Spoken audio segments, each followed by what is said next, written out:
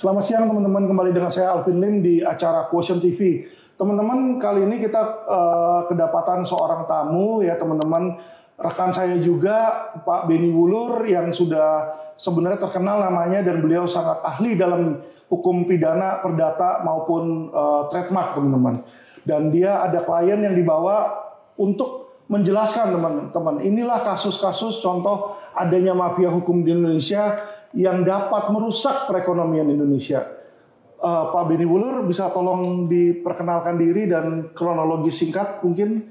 Baik, selamat sore. Terima kasih nih rekan Alvin Lim. Jadi saat ini saya mau menjelaskan mengenai klien saya, di mana klien kami adalah sebagai pemilik asli daripada Polo by Ralph Lauren, yang mana klien kami ini ya diduga kuat memang sudah dijalimi dengan orang yang boleh dibilang tidak punya pabrik tapi bisa menggugat dan menang hanya dengan pakai fotokopian. Baik. Coba bisa tolong diceritakan secara singkat maksudnya bagaimana itu? Iya, jadi saya jelaskan secara singkat.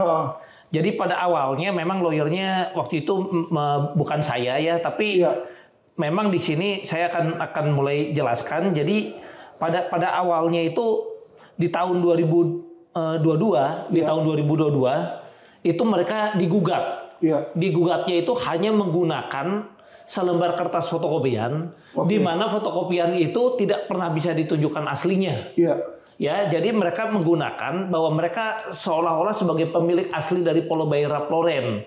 Padahal mereka sebetulnya tidak punya legal standing dan tidak punya bukti-bukti apapun bahwa mereka memiliki merek tersebut. Oke, fotokopi ini apa yang dimaksud surat fotokopi ini apa? Yang dimaksud surat fotokopi itu adalah bukti, suatu surat fotokopi, sertifikat yang menyatakan bahwa sebetulnya mereka adalah pemilik merek dari Polo by Ralph Lauren, padahal yang terdaftar sebetulnya di Dirjen Haki bagian merek tersebut itu yang terdaftar Ralph Lauren, bukan Polo by Ralph Lauren. Jadi, nah merek Ralph Lauren ini kemudian dia fotokopi, dia tambahkan sendiri Polo by. Nah setelah itu mungkin diduga kuat mereka fotokopi berkali-kali supaya nggak kelihatan bahwa itu tempelan atau ada perubahannya. Dengan dasar fotokopian itulah mereka mengajukan gugatan. Nah di sini ada dugaan pelanggaran pasal 263 dan 266. Ya, jadi ada pemalsuan dan ada memasukkan keterangan tidak benar. Berarti dalam bisa dianggap surat fotokopi yang sertifikat tersebut bisa jadi surat palsu dong. Iya, diduga kuat palsu. Surat palsu atau surat yang berisi keterangan palsu. Betul. Oke. Nah, dengan yang anehnya pengadilan niaga waktu itu bisa memenangkan perkara tersebut. Nah, setelah dia menang, tentu dari Polo, dari klien kita pemilik asli dari Polo by Ralph Lauren ini melakukan kasasi. Dan yang jadi miris dikalahkan lagi kasasinya. Nah, kemudian kita mencarilah bukti baru. Ya, kita cari bukti baru.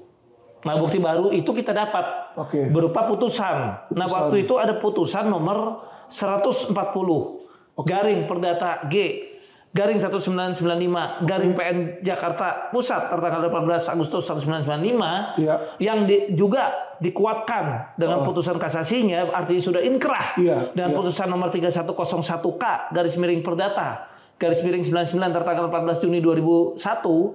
Nah, itu tentu kalau kita lihat jelas-jelas ya. Jadi dengan adanya putusan itu ternyata dinyatakan bahwa si pihak penggugat ini sudah dikalahkan oleh pihak lain dan dinyatakan dia tidak punya legal standing dan dia bukan pemilik daripada Ralph Lauren, karena yang terdaftar kita tanyakan ke Dirjen Haki itu yang terdaftar itu sebetulnya adalah Ralph Lauren. Dia nggak punya Polo by Ralph Lauren itu. Jadi yang dia gunakan untuk menggugat itu adalah merek Ralph Lauren yang kemudian dia tambahkan dengan Polo by-nya. Nah itu. Nah dengan ada novum itu diajukanlah PK. Udah ada hasilnya PK-nya? PK-nya ternyata setelah kita ajukan, yang ini ada 3 perkara. Yang satu yang atas nama PRLI itu kita kalah. Yang 2 masih proses. Nah makanya di sini kita berharap ya kita menyayangkan juga dengan Majelis Hakim Agung yang memeriksa perkara ini, karena kita sudah membuktikan, apalagi kita sudah lapor polisi. Dan di dalam laporan polisi itu waktu itu sudah ada DPO-nya ya, sudah ada DPO-nya. Jadi masa orang yang sudah DPO kemudian sudah terbukti, kemudian dia bisa dimenangkan perkaranya hanya dengan fotokopian. Nah inilah yang kami duga ada apa? Ada dugaan mafia hukum bermain di sini. Baik. Jadi ini yang kami sayangkan ya. Baik, saya udah pernah dengar tuh kayak ada mafia dalam bidang trademark di mana ada mafia yang khusus beliin trade yang udah ada namanya gitu. Jadi bukan hanya Polo Ralph Lauren ya, misalnya trade terkenal lah gitu, brand name terkenal supaya nanti ketika yang aslinya mau daftar nggak bisa gitu. Apakah ini kalau rekan lihat sindikasi yang sama modusnya atau bagaimana ini? Iya, saya duga kuat itu betul-betul merupakan suatu modus yang sama karena begini, kita kan yang sebagai pemilik pabrik kita mempekerjakan karyawan cukup banyak, kurang lebih sekitar 1.800 karyawan kita pekerjakan. Masa dikalahkan dengan yang kita juga sudah cek orang ini namanya kita sebut inisial ya MH. Nah MH ini sebetulnya tidak punya pabrik. Masa orang yang nggak punya pabrik bisa menangin merek hanya dengan fotokopian? Baik. Nah itu yang kami sayangkan. Nah, bagaimana dengan nasib karyawan? Ya nasib karyawan apakah hanya gara-gara fotokopi harus di PHK? Mereka punya anak istri. Ya, nah ini yang kita miris.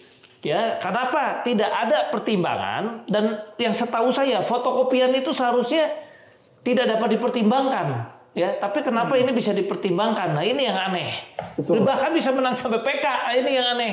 Ya, kita sudah buktikan juga bahwa mereka nggak punya legal standing pun. Bahkan kita juga sudah bersurat kepada Dijen Haki untuk menanyakan dan kita juga cek merek Ralph Lauren tersebut. Mana Ralph Lauren tersebut karena mereka sudah dikalahkan sampai dengan kasasi kan sebetulnya sudah dihapus juga. Nah sekarang mereka sebenarnya udah nggak ada kewenangan, ditambahkan pulau bayinya, ya kemudian dipakai untuk menggugat fotokopian bisa menang. Nah apakah ini bisa jadi presiden buruk? Nanti semua lawyer pikir kalau mau menang nggak diapa-apain, apa bisa pakai bukti itu? Nanti kacau sistem hukum di kita kan? Betul. Jadi sistem hukum setahu saya rekan ada pasal 1888 KUH Perdata.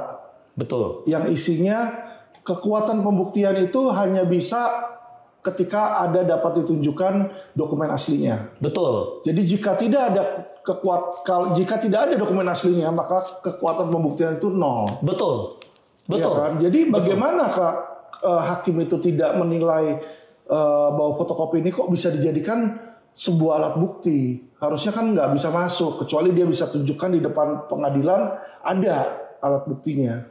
Dan ini yang menurut saya terjadi presiden buruk, apalagi kita sudah laporkan kepada kepolisian, di mana orangnya tersebut kan sudah jadi DPO juga. Nah ini buktinya ya, sudah jadi DPO juga. Jadi bagaimana mungkin orang yang sudah jadi DPO menggunakan fotokopian bisa menang perkara sampai dengan tingkat PK? Betul. Ini serem sih ya, maksudnya bagaimana seseorang yang tidak punya legal standing, kalau saya bilang sama sekali legal standing nggak ada, bisnisnya juga nggak ada, karena dia nggak punya bisnis pabrik Ralph Lauren juga dia nggak punya. Nggak punya pabrik. Cuma sebekal itu dia cuma fotokopian doang, ngambil merek orang, sehingga merek yang aslinya tuh harus tutup pabriknya. Betul, ini miris sekali dan bisa rusak ekonomi Indonesia. Ekonomi Indonesia bisa rusak. Kemudian bagaimana dengan keluarga karyawan tersebut? Ya apalagi ini sekarang menjelang mau lebaran mereka. Ini sekarang karyawan sudah resah semua. Ya. Upaya hukum apa yang kira-kira rekan bakal lakukan kalau sampai yang terparah ini bakal terjadi? Ya upaya hukum memang kalau sampai PK sudah kalah kita hanya bisa PK 2. Tapi PK 2 kan harus ada putusan yang saling bertentangan. Nah kita berharap di kepolisiannya tidak masuk angin. Kenapa? Karena sering kali juga ada dugaan-dugaan kan kepolisian kita masuk angin juga terus tiba-tiba orang yang harusnya masuk nggak tahu gimana ceritanya bisa nggak ditangkap-tangkap ya. Contoh ya, karena saya ada pegang juga kasus asuransi ini Wana Arta. Itu kan si Evelyn ini diduga kuat kan bawa kabur dananya sampai sekarang nggak diapa-apain. Ada di Amerika katanya. Nah iya betul. Nah ini juga bagaimana ini dengan orang yang DPO ini gitu kan.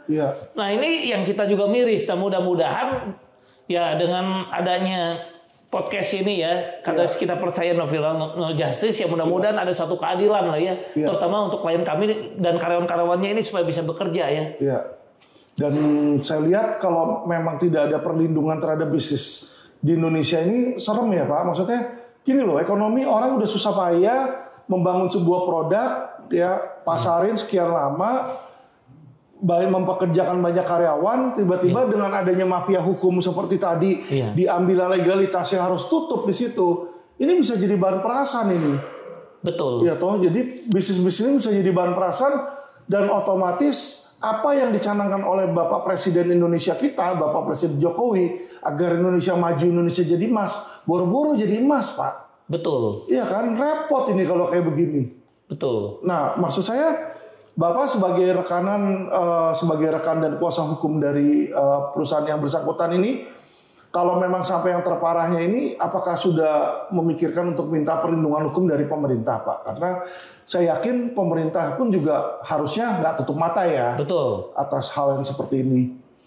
Ya memang, apalagi perusahaan Polo ini kan sudah berjalan kurang lebih 35 tahun. Iya. Ya jadi ya kita juga tidak mau lah dari perusahaan ini yang terus terang mereknya juga udah dikenal bagus, berkualitas, kemudian nanti merusak ekonomi Indonesia sendiri karena kualitasnya berbeda kan. Nah terus, tindakan hukum yang tentu akan kita lakukan, ya saya juga berpikir ya, saya juga harus cepat-cepat juga melakukan berbagai upaya hukum baik pidana maupun perdata. Dan salah satunya yang memang saya sudah lakukan upaya hukum ini kan PK. Karena memang terus terang saya baru pegang perkara ini pada saat PK. Sebelumnya bukan saya, lawyer lain. Nah cuman kita kecewa juga setelah kita menemukan novum, kita sudah buktikan, kok ini tetap begini. Nah kita juga sudah lakukan di kepolisian. Nah mungkin yang harus kita lakukan juga mengawal. Dan kalau masalah perlindungan hukum, tentu kita akan buat surat perlindungan hukum ini sampai dengan kalau perlu sampai dengan Presiden Menko Polhukam, dan ke semua pihak kita akan tembuskan. Mereka perlu tahu ini, karena mereka perlu tahu.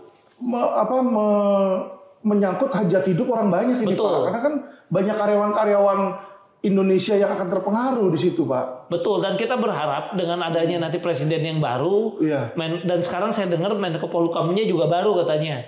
Nah kita berharap dengan adanya Menko Polhukam yang baru ini bisa dibereskan lah mafia-mafia hukum yang berkeliaran ya. Karena semoga beliau bisa tegas ya. Semoga beliau bisa tegas dan bisa membantu daripada perusahaan-perusahaan yang sebetulnya baik seperti Polo by Ralph Lauren ini yang kebetulan jelas-jelas kita yang punya pabrik, kita sudah berpengalaman kurang lebih 35 tahun sudah mempekerjakan karyawan begitu banyak, dan ini jangan sampai karyawan-karyawan ini harus di PHK, dan ini juga berpengaruh pada ekonomi nasional. Betul. Saya dan pikir. yang pasti Polo Ralph Lauren ini juga adalah pembayar pajak yang taat kan.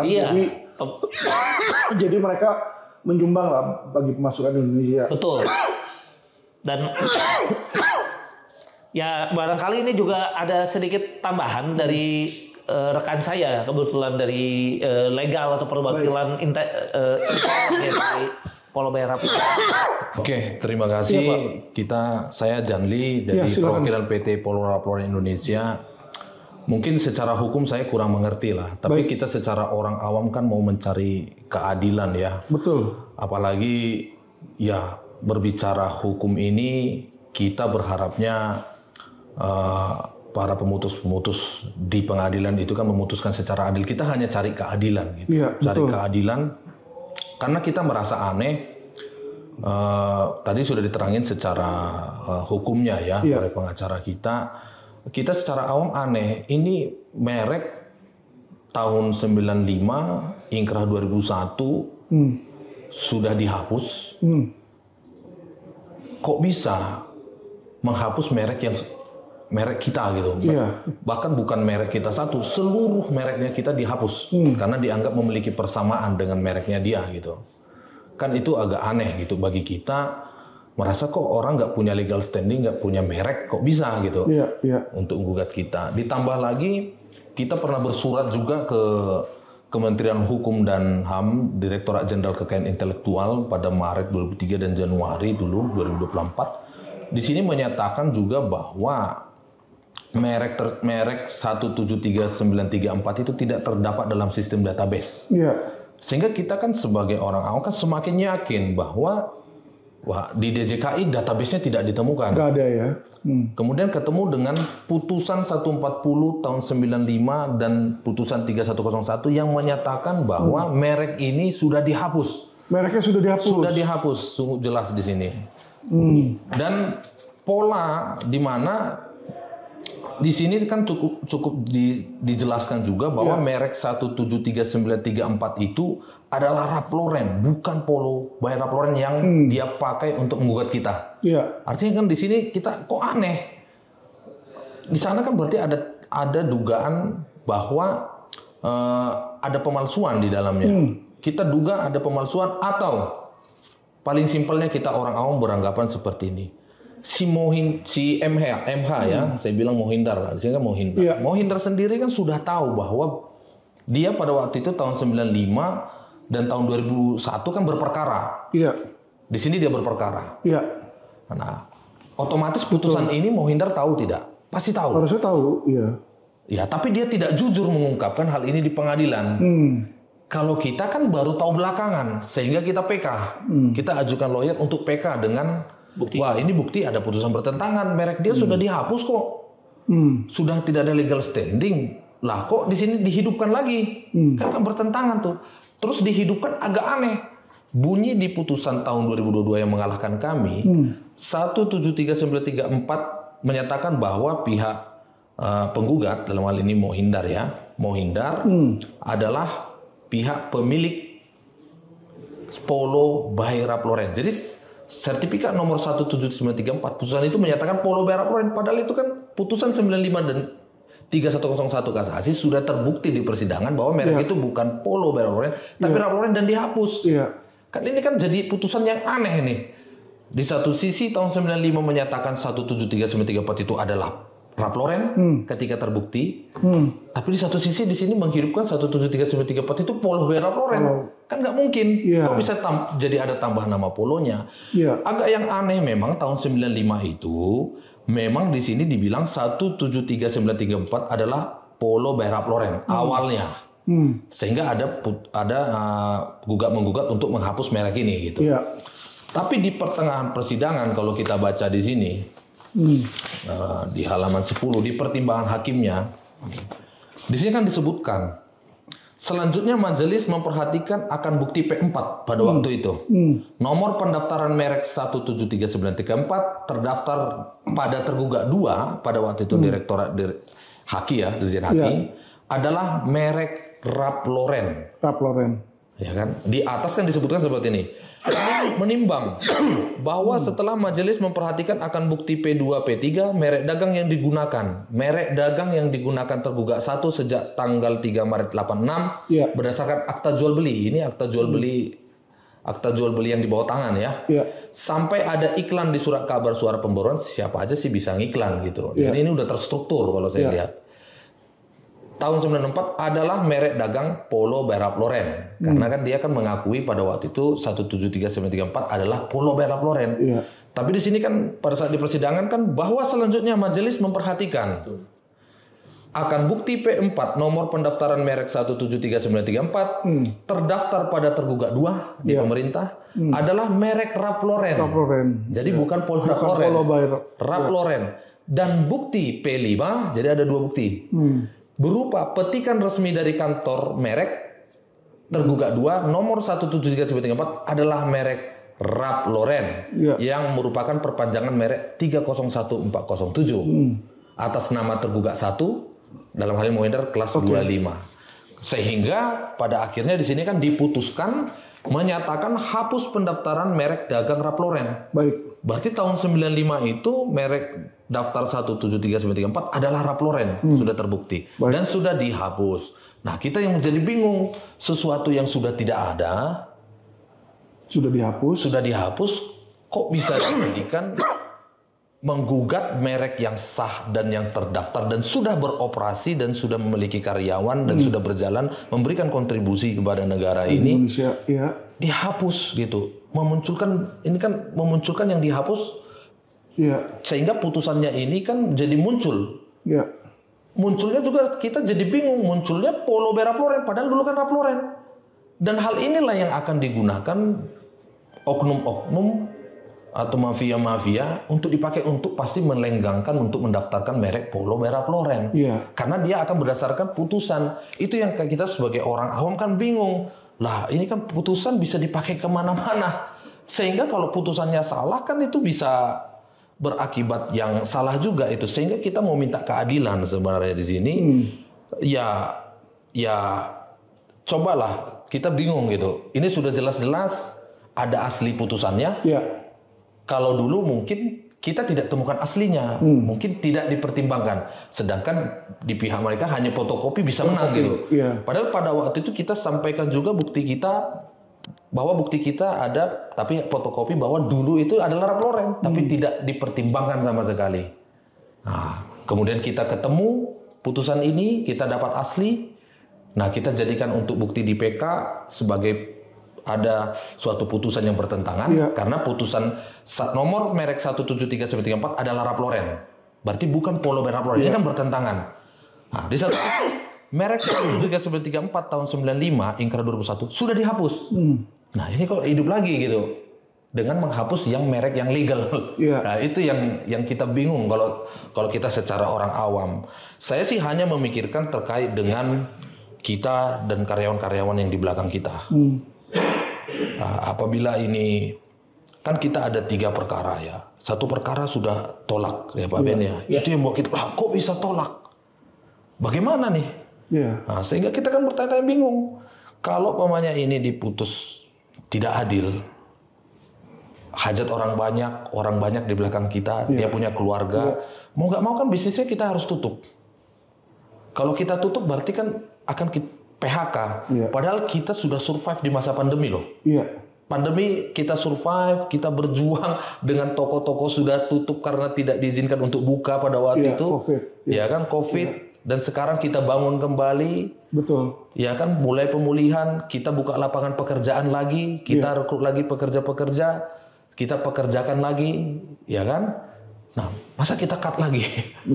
Kita cut, kita potong, itu banyak dampak. Selain karyawan kita, vendor-vendor kita pasti kan tidak dapat order juga.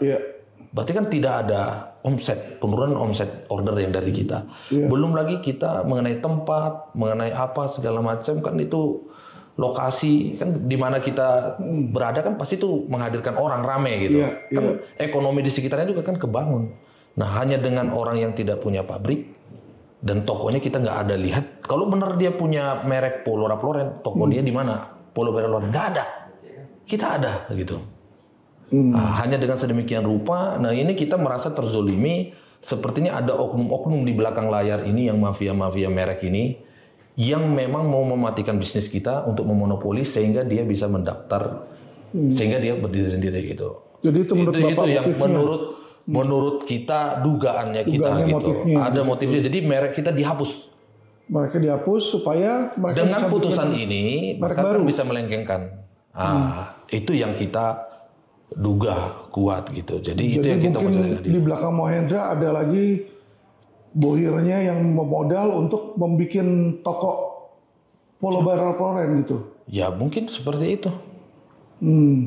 Atau dia mungkin punya merek lain dengan tidak ada mereknya kita, berarti dia merasa tidak ada saingan di bisnis fashion. Itu yang kita butuh keadilan lah di sangat Indonesia. Serem sekali ya kalau mendengar seperti itu ya. Maksudnya bagaimana seseorang, dan feeling saya ini Pak Mohinder ini pasti cuma bumper, cuma pion doang ini. Kita duga kuat seperti itu. Jadi karena ya dia bukan pengusaha, bukan pemilik sebuah pabrik, jadi nggak ada kepentingannya untuk dia mendaftarkan, melainkan disuruh doang ini untuk maju supaya ketika nanti dia dapat sertifikatnya dia bisa jual atau alihkan ke mana dia mau nih, kalau dilihat ya di situ ya. Ya, dan yang paling aneh seperti ini, ketika DPO, saya dengar orang ini dapat ketemu, ditangkap. Gitu. Dapat lah, mungkin dapat lah. Dia bilang kalau ditangkap kan berarti ada usaha kan. Dapat. Tapi saya dengar juga nggak sampai 1 kali 24 jam itu orangnya sudah dilepas lagi. Ya, dilepas dengan jaminan atau apa, saya nggak terlalu ngerti bahasa hukum. Tapi yang pasti orang itu tidak ada dalam. Kan saya bertanya, nah ini kelanjutannya gimana? Orangnya apakah sudah di BAP atau belum? Atau seperti apa? Hingga saat ini kita juga bertanya-tanya, ini kasus jadi ngambang. Apakah ada upaya untuk kita digembosin juga? Ibaratnya sudah sampai DPO, tiba-tiba tengah jalan ini putus. Nah, sehingga ya kita nggak ada cari jalan lagi. Padahal upaya pidana yang kita jalankan, kita berharap ke keadilan juga sebagai PK kedua kita. Betul. Ya kan, PK kedua kita, tiketnya kita untuk kita bisa mencari keadilan untuk kita. Kita kan hanya berharap pada waktu itu, limpahkan aja ke pengadilan lah. Kan sudah DPO tersangka. Biar di pengadilan kita berperkara, kita buka-bukaan. Kita akan bersaksi apa adanya, kita akan bersaksi benar. Karena hanya di meja pengadilan lah orang itu akan berkata jujur. Kalau di BAP orang bisa ngomong apa aja gitu. Itu yang kita harapkan. Tapi ya kan kita siapalah kita gitu kan. Kita balik lagi kan ke penegak hukum. Kita berharap benar-benar mengayomi kita. Ada di belakang kita banyak orang. Kita berharap juga penegak hukum di pengadilan itu bersikap adil. Ya kan, sebagai hakim yang memang memutuskan perkara ini dengan adil gitu loh. Karena cukup aneh. Ini ada putusan resmi dan sudah ingkrah, mereknya sudah dihapus dan merek itu adalah Ralph Lauren, bukan Polo Ralph Lauren, tapi bisa menang gitu. Iya, baik. Ini kalau saya lihat Mohinder ini bukan siapa-siapa. Saya nggak pernah dengar namanya sebelum hari ini juga gitu kan. Nah, jadi harusnya nih ada backingannya nih, harus ada orang di belakang layar nih. Apakah dari pihak kalian sudah tahu siapa kira-kira orang di belakang layarnya? Atau menduga-duga atau ada informasi, karena yang harus dihajar di attack ini harusnya orang-orang di belakang layarnya, karena mereka ini kalau kita cuma hajar bempernya doang ya mereka udah siap kasarnya ngomong pasang badan kan di situ. Tapi pemerintah juga perlu tahu siapa orang-orang di belakang layar. Kayak kemarin PT Timah ternyata di belakangnya tuh sampai bukan hanya Len Alim loh, Harvey Muiz gitu kan. Nah, sehingga bisa diberantas sampai akar-akarnya, Pak. Ya, saya rasa sih dengan keilmuan daripada penegak hukum ya, dengan berintegritas pasti bisa mereka temukan, Pak. Harusnya mereka tahu siapa ya. Harusnya bisa itu bisa gitu. Ditemukan ya. Justru kan kalau bertanya ke kita yang nggak terlalu ngerti hukum, kan justru kita mau ke penegak hukum untuk ngomong, oh kami gini, kan harusnya bisa ditelusurin. Nah sekarang perkara mau atau tidak itu dulu gitu. Kalau seorang yang Mohinder sendiri tidak digali informasi atau seperti apa, kan bukan kita yang gali gitu kan, karena kita bukan penyidik. Kalau Bapak sudah laporin aja si Mohinder dan mereka kagak ditahan sampai harus cari sendiri, berarti kinerja polisi kurang begitu memuaskan dalam kasus ini ya Pak ya. Nah itu saya kurang paham karena itu kan rekan saya dulu mengenai gitu. Kita kan baru pegang. Dan diduga kuat kan ini sebetulnya memang menurut saya juga ada dugaan permainan mafia hukum juga. Kenapa? Karena biasanya kalau orang sudah DPO itu sudah ditangkap, kemudian kan harusnya ada interogasi dan ada penahanan, menangkapnya susah. Nah seharusnya itu juga bisa digali karena diduga kuat ada pasal 55 turut serta, di mana mungkin juga ada otaknya kan. Kenapa itu nggak ditelusuri? Kenapa bisa ada orang DPO malah kemudian udah ditangkap susah-susah malah dilepasin lagi? Namanya DPO kan harusnya ditahan karena dia sudah ada itikat yang jelek. Sudah itikat melarikan diri. Itikat melarikan diri. Betul. Kenapa bisa itikat melarikan diri kemudian dilepasin.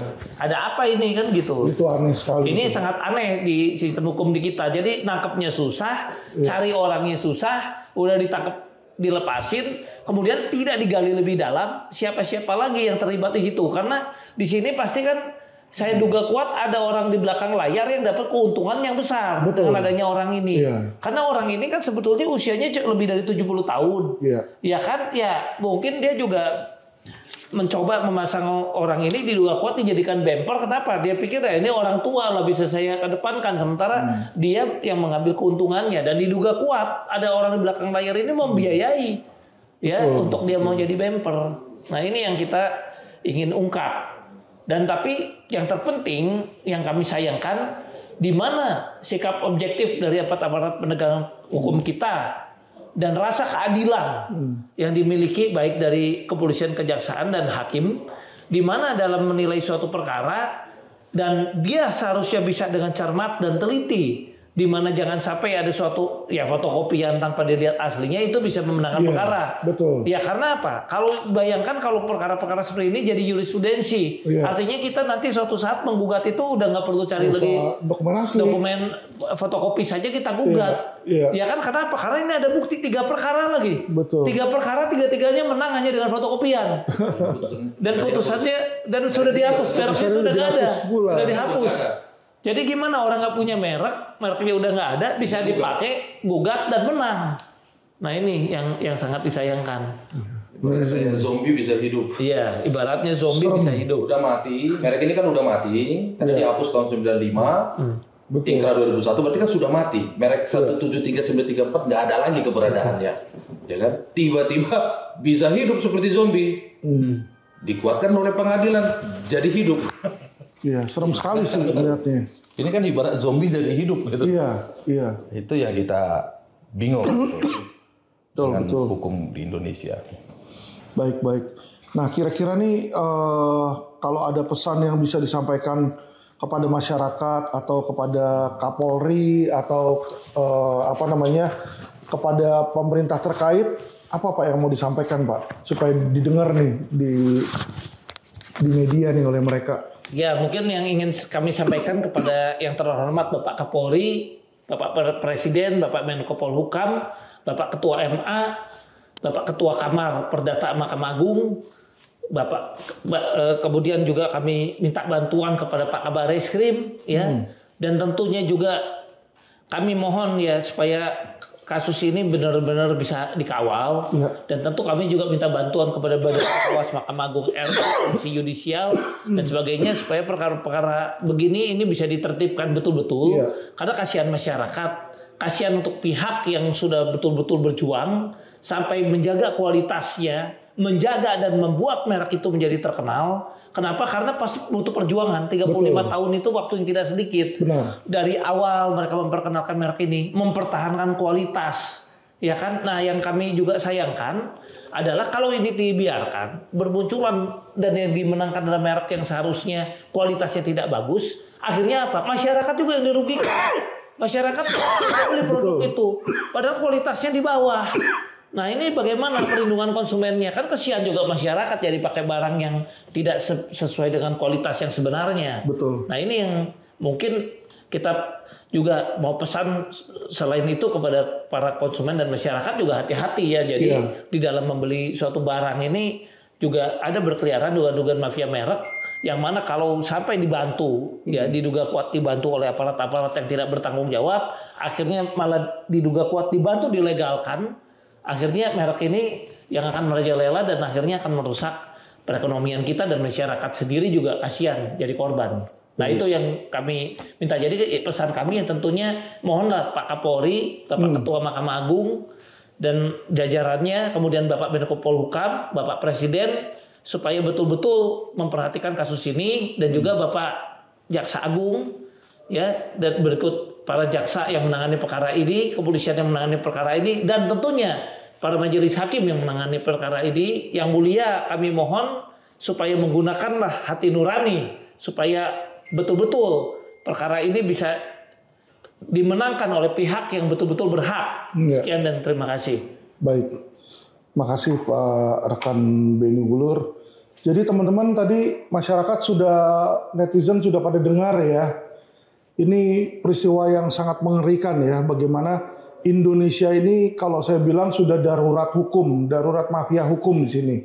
Mafia hukum itu sudah sangat berjamuran ya, yang mana pemerintah ini mungkin sudah bisa dibilang tidak mampu mengatasinya kembali, teman-teman ya.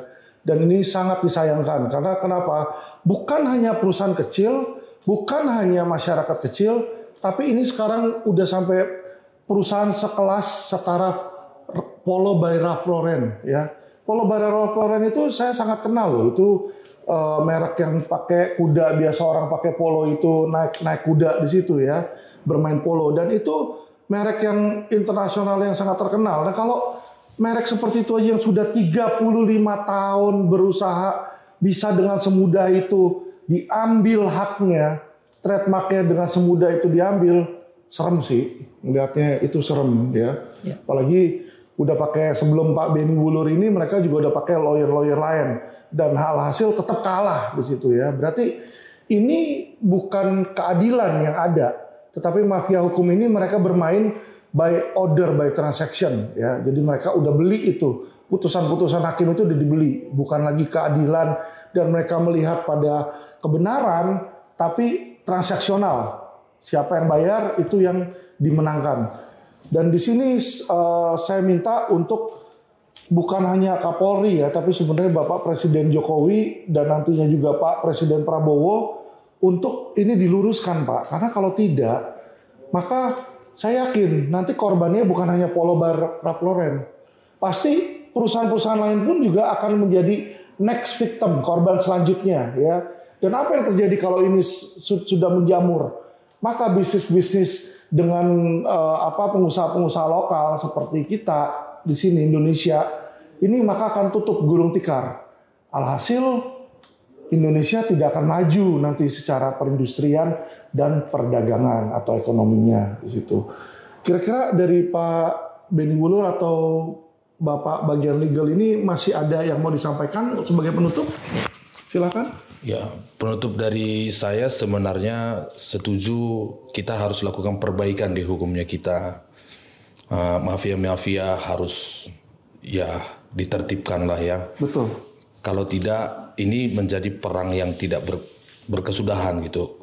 Seperti ini yang tadi saya sampaikan, sesuatu merek yang dihapus bisa dipakai gugat lain berarti kami kan diputus PK dihapus merek. Berarti kami boleh nggak gugat merek lain pakai merek yang sudah dihapus? Iya. Nggak boleh harusnya. Harusnya tidak boleh. Ya kan? Nah itu yang kita harapkan keadilan di sini supaya ya sampai sekarang saya masih percaya untuk 2 perkara yang belum putus itu hakim akan memutuskan dengan adil gitu. Iya. Ya. Dan saya percaya ya pakai hati nurani lah. Itu yang kita harapkan. Baik. Karena di belakang kita ini menyangkut hajat hidup orang banyak yang menaruh mengais rezeki juga, menaruh kehidupan ya, menaruh harapan. Di tempatnya kita menaruh harapan gitu. Mungkin itu sih dari saya, Pak. Jadi di sini yang kami sayangkan ada beberapa majelis hakim agung yang sebetulnya di dalam 3 perkara ini sudah terlibat walaupun dia di nomor-nomor yang berbeda. Misalnya yang tadinya di nomor A, sekarang dia di nomor B, tapi kan materinya sama. Nah, kenapa sekarang majelis hakim yang sudah terlibat dalam konteks 3 perkara tersebut di tingkat PK-nya bisa pegang perkara lagi? Nah, ini kan kami duga jadi ada hal yang kurang objektif. Seharusnya kan majelis hakim yang memeriksa perkara itu kalau bisa seluruhnya baru dong, jangan yang pernah pegang perkara itu dan yang udah pernah memenangkan di tingkat kasasinya. Nah, ini ada beberapa hakimnya yang memenangkan di tingkat kasasi kok memegang lagi perkara di tingkat yang PK-nya. Nah, ini yang kami sayangkan dan kami juga mohon ini juga jangan sampai menjadi diduga kuat juga bisa menjadi presiden buruk ya kalau memang hakim bisa begitu. Ya karena tujuannya melakukan PK kan minta dilakukan diadili ulang. Nah, masa yang mengadili adalah pihak majelisnya sama, ya udah jelas akan dirugikan oleh pihak yang pernah kalah dong. Ini nggak fair ya, demikian ya dari saya. Jadi kita sih kalau bisa kan seharusnya hakimnya sama sekali yang baru dong yang pegang perkara itu. Jangan hakim yang sama. Ya, nah ini tentu diduga kuat bisa terjadi kecurangan-kecurangan terhadap pihak kami. Nah, untuk kedepannya tentu ya kami di sini masukan untuk putusan PTPR RI dengan bukti putusan yang bertentangan ya di PN dan MA. Nah, ini kenapa masih bisa ya putusan PK itu yang kami lihat di sini ditolak. Padahal kami sudah sampaikan semuanya ya, baik dari sisi legal standingnya bahwa dia menggunakannya fotokopian yang mana juga yang digunakan ada Ralph Lauren yang kemudian dirubah jadi nama Polo by Ralph Lauren, pada Ralph Laurennya sendiri yang dia gunakan untuk bahannya itu sendiri juga sudah tidak terdaftar karena sudah dihapus oleh putusan dari yang sudah berkekuatan hukum tetap yang sebelumnya, yaitu yang sempat terjadi di tahun 95 putusan PN niaganya, kemudian tahun 2001 untuk putusan daripada kasasinya, berarti kan sudah inkrah. Nah, ini yang kami mohon ya supaya ini jadi perhatian. Terima kasih. Kami mohon Yang Mulia Ketua Mahkamah Agung ya untuk bisa atensi dan memberikan putusan hukum seadil-adilnya lah. Gitu. Kita minta keadilan sebenarnya. Itu aja sih dari kita. Oke. Oke, terima kasih teman-teman netizen. Bagi yang belum subscribe, silakan subscribe. Bantu kami viralkan kasus ini agar supaya sampai ke aparat-aparat penegak hukum dan kepada pemerintahan agar supaya terjadi perbaikan ya teman-teman ya. Jadi upaya teman-teman, upaya netizen ini sangat berarti ya. No viral, no justice. Oke, terima kasih teman-teman. Salam cerdas hukum.